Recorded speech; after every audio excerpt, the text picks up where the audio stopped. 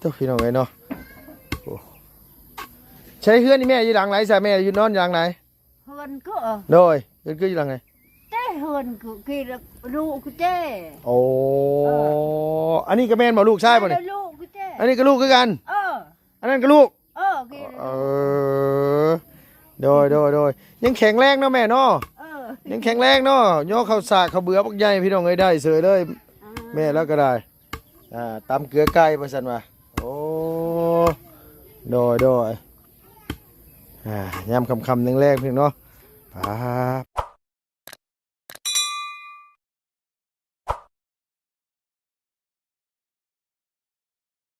ดำอันก่อนกระจาเราข้าวแห้งบ่เอาแม่บุมีข้าวกินว่าแม่คือตำข้าวแห้งบ่อุ่นอันก่อนกระอันกูอยู่ตำอายะอยู่กับไผนี่น่ะลูกชายบ่นั่นน่ะลูกกึ่เนาะโดยตำเฮ็ดหยังนี่ตำเฮ็ดหยังตำแล้วเอาอันน้อยย่างไปพุ่นพี่น้องเอ้ยเนาะ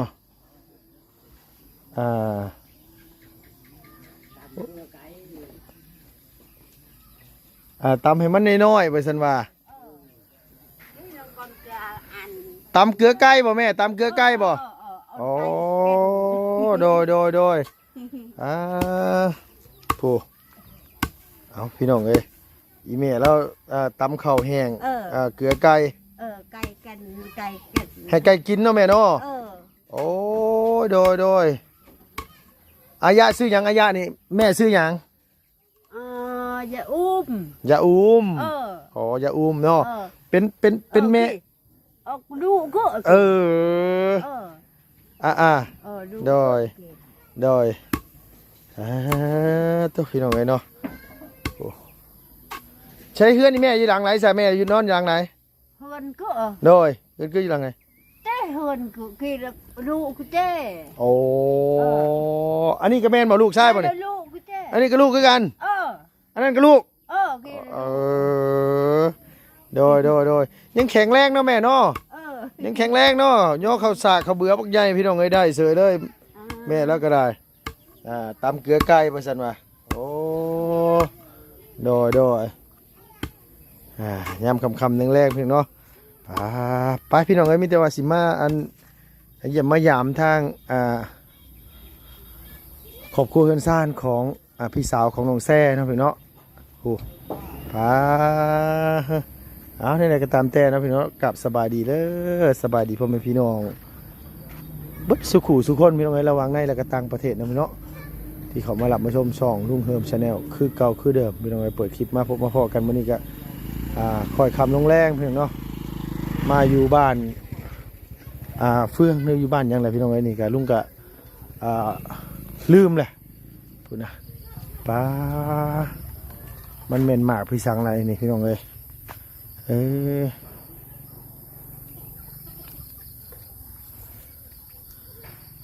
ต้นนี้ยังล่ะโอ้ได้พี่เหลือกินลูกละสบายดีเอา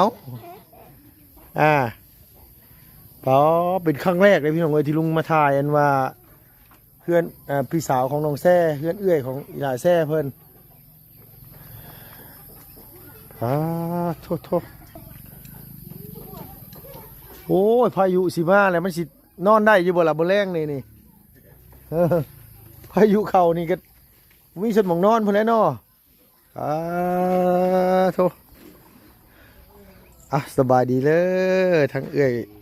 เจ้าเป็นเอื้อยของแซ่บ่โอ้เป็นเอื้อยคนที่เท่าไหร่ขออย่าถามแม่เจ้าที่สองแม่นบ่อันนี้ลูกเจ้าบ่นี่กะคือยังมีลูกน้อยอยู่ทั้งหมดทั้งมวลมีจักคนชั่วเมื่อยนี่7 คนคนหนึ่งเอาผัวแล้วคนที่แต่งงานเป็นผู้นึงนี่บ่คนที่เอาผัวเป็นผู้นึงที่ว่าอันเอากับอันอ้ายน้องน่ะน้อยน่ะบ่โอ้ โดย แต่ผม อันนั้นคนกกบ่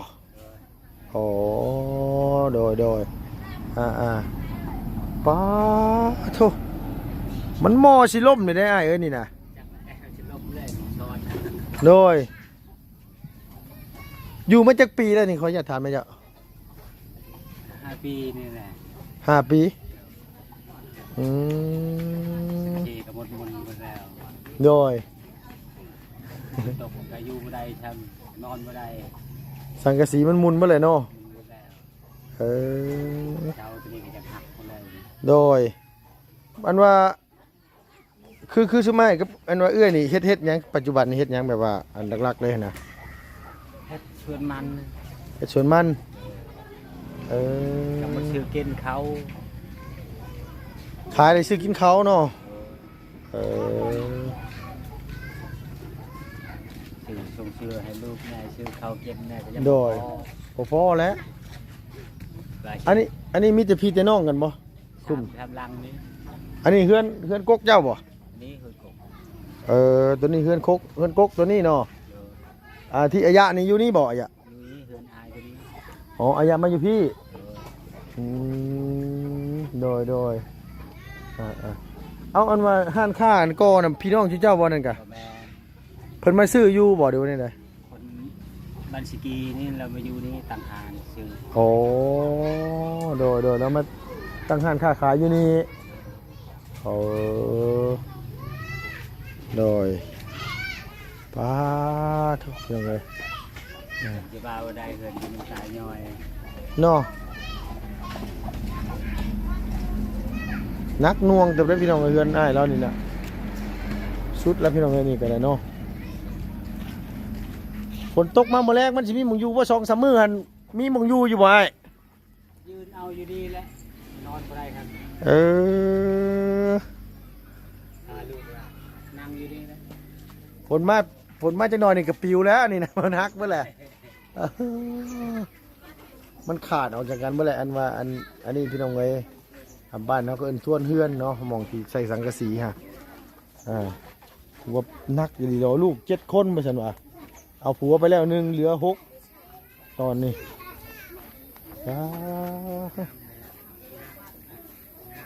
โดย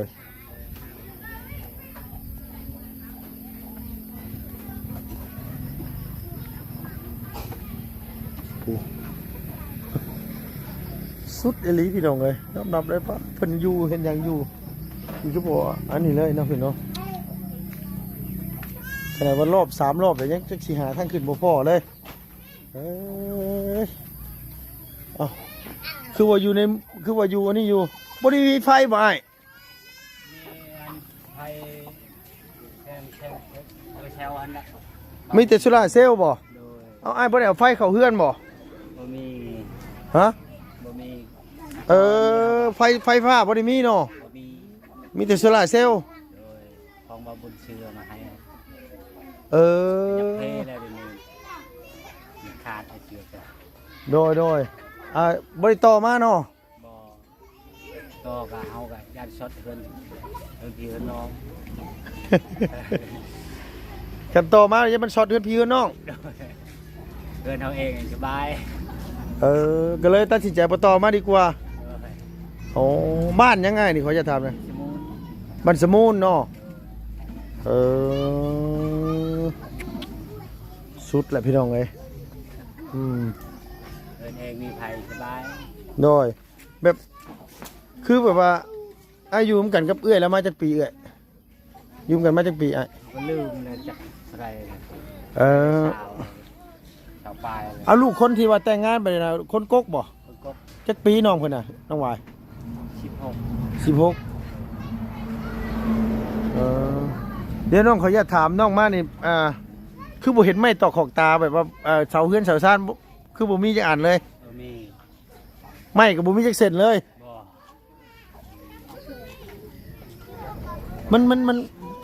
มันหามาได้แต่มันบ่เหลือหรือว่าแน่ๆขออนุญาตถาม ใน บ่แม่นแบบว่าเงินน่ะนะหามาได้แต่บ่มีชื่อไม้ชื่อตอกบ่ บ่มีเลยมีแต่ชื่อเขาบ่พอฉัน ว่าไงว่าซื้อข้าวกินกันยังบ่พอซ้ำ บ่พอ บ่ได้ โดยมันหัวบ่ได้แน่เนาะ หัวบ่แล้ว เออนักอยู่ที่พี่น้องยอมรับเลยว่าหาเฮ็ดแต่มันหันกิโลก็ราคาต่ำ โดยจงเชื่อลูกแม่เขากินแน่นี่ได้กินนี่ก็จิมเจ้าอามาหันแหละ โดย ได้กินอันเป็นสกี้อันก็จิมเจ้าอามาคืออดเอา เออ ดีฮะ คือลูกหลายคนสิแห้งเปลืองแน่เนาะ โดย พ่อกินมาแต่แบบว่ามื้อหนึงเบิดจักโลคิดว่าเขานะ เฮานึ่งแต่เช้าหันก็มีแต่โลนึงฮะนึงหัน โดย เอาตอนแรกหันโลนึงเป็นเช้านี่ให้ลูกกินก่อนวิดลูกเอาอีกไปกิน อ๋อ ไปโรงเรียน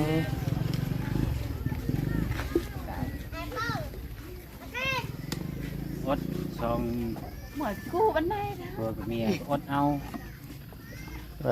พ่อกับแม่น่ะอดเอา โดย เออพ่อเลยบ่เอาลูกไปนี่พ่อคิดว่าพ่อเลยบ่ พอแล้วบัดนี้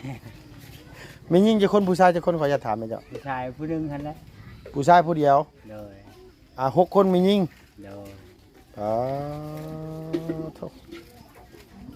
เด็กน้อยว่ากำลังกินกำลังอยากบัดนี้เนาะ แล้วที่ย่อยน้ำตาย่อยที่ย่อยผู้เดียวนี่แหละจะเฮ็ดได้บัดนี้ เลยมันอันนี้เนาะคือแบบว่าเวลาไปเฮ็ดนี่เฮ็ดชวนเฮาเองมาหรือชวนไปรับจ้างเพิ่น เพื่อก็มีเวียกหมู่ก็ไปรับจ้าง แล้วไปเฮ็ดเวียกอยู่เฮือน โดย ได้เงินก็หัวมันก็ซื้อเขาเดี๋ยวบ่พอจักหน่อยนี่เดือน6เดือน7นี่เขาก็ราคามันขึ้นอีกแล้ว ขึ้นบ่ไปว่าช่วงหน้าฝนมานี่ขึ้นเนาะเขาเนาะ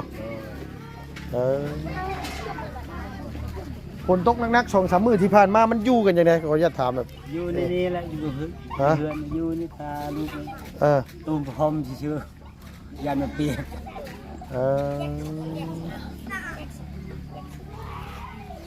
จนน้ำตาย่อยจักเฮ็ดอะไร โดยลำบากเลยเนาะเนาะหาอยู่เนาะแต่มันบ่ได้แม่นบ่ บ่ได้จักสิหาแนวใดรายงานนี่ก็บ่ซื้อกินนี่แหละเขาก็บ่พอ โดยพี่ชมไป2 คนนี่ได้จักกิโล ไล่เบิ่งกัน2 คนนี่เนี่ยมีคนเอาลูกอีก200,000เห็นโลนี่ก็15,000 200,000มันก็ตกอยู่ประมาณเกือบ10 โลอ่ะเนาะ 400,000 เนาะ 200,000 โดย คนหนึงก็100,000 อันนั้นคือลูกอ้ายบ่ บ่แม่น บ่แม่นบ่ ล้าน อันนั้นหลานเนาะอันนี้ก็หมุนบ่แหละเนาะ หมดแล้ว โดย จากสิบาอะไร พี่น้องเลยมืดเถอะวะ ได้ อยู่ไปในเล่นอะไรเนาะอยากเทหมดแล้วนำลมมาเนี่ยก็ตึงจังมันตีมไปตีมมา บ่ได้คิดจะเฮ็ดใหม่บ่เฮายังขออนุญาตถามแน่ว่านี่เนี่ยแบบ โบเคสเอ็ดไม้แล้วจะจับเชียร์มาจะใช้ขันบันไดจะเฮ็ดอยู่บ่ได้จะเฮ็ดได้มีแต่เบิ่งนู่นนี่แหละเบิ่งตัวคำหมดแล้ว2-3 อันแล้วคำ เขาบ่ได้ย่านหยังเนาะย่านเวลาฝนตกมาแล้วย่านพายุเข้าเดี๋ยวลมปิวมันว่าหลังคาไปเดี๋ยวน้องๆสิบ่มีอยู่นั่นแหละ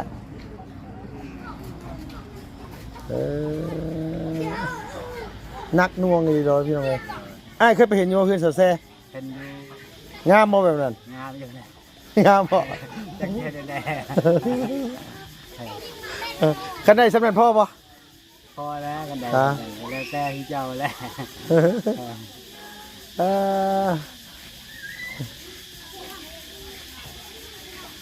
คือน้ำกินน้ำไส้กินน้ำกินน้ำไส้เอาใช่เขาจะถามนะ น้ำมาดาน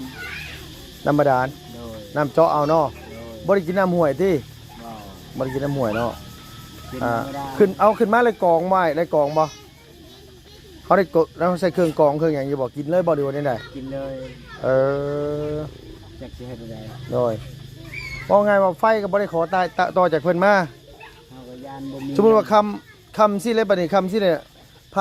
พาลูกพาเต้ากินข้าวจังได๋เพราะว่าเฮาไฟเฮาบ่มี กินมืดนั่นแหละ กินแบบมืดๆเอาเลย โดย จกตากันเลย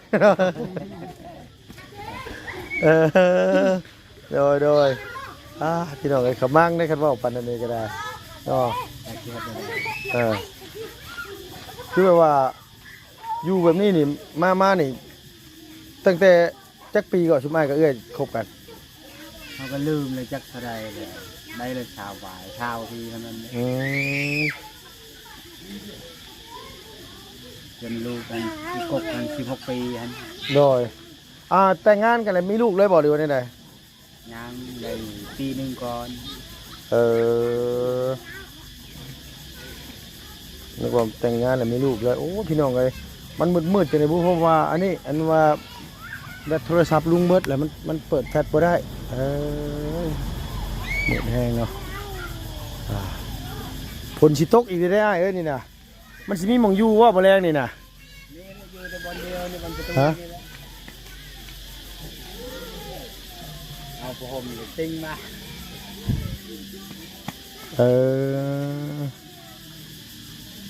เอาผมตั้งอันจึงไว้เนาะโดย เดียววันนี้แหละ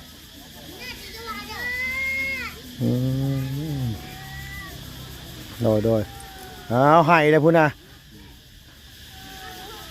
มาเอาเงินนี่บ่าวเอาให้ลูกมาเอาเงินบ่นี่เอาเงินนี่เอามาเร็วเอาบ่เงินนี่เอา